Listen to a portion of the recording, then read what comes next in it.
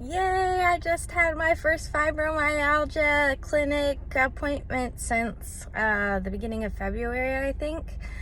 Other people were able to do video conference appointments and stuff because they're in Oregon, but I'm in Washington, so it was illegal for me to have an appointment with her, basically. So that kind of sucked. At one point in this last month, she was able to kind of like figure out some alternative emailing situation. So that was really important because it was just like, besides my PT appointments, it was pause on most of what I was supposed to be doing. Luckily, I'd had some appointments with my fibromyalgia specialist before all this craziness went on. And then I was able to actually start some supplements and different things like that, which started this whole process.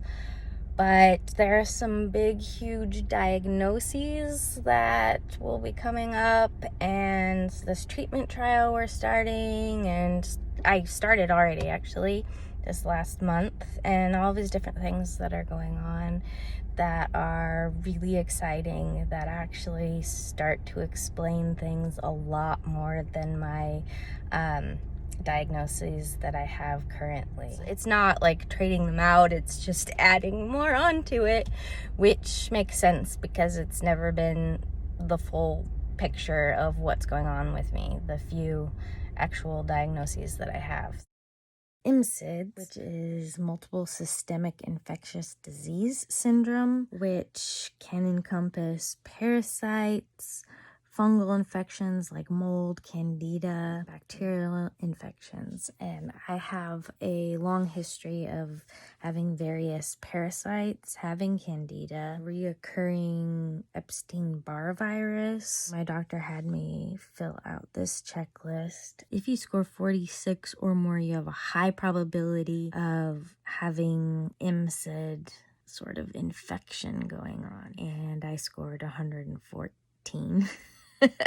So, very high probability that I have that. My doctor definitely wants us to begin testing for that and then treating for it. Also, high probability that I have some sort of mold toxicity going on. So I was able to get tested for mold at home.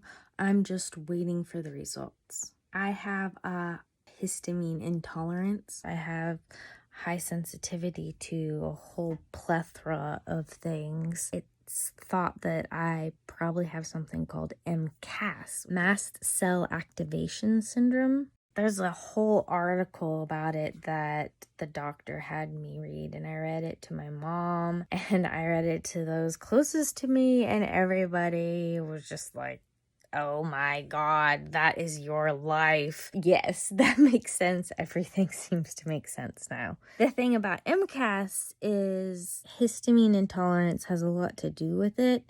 And so you have to be able to treat the MCAS, get the mast cells from overactivating, and get the histamine response down so that your body can then fight off all of these other things. Mold and various infectious diseases are the culprit behind MCAS often. It's one of these things also that is incredibly hard to treat. You have to do treatment trials, and it can be really challenging. You have to first get MCAS under control before you can deal with the mold.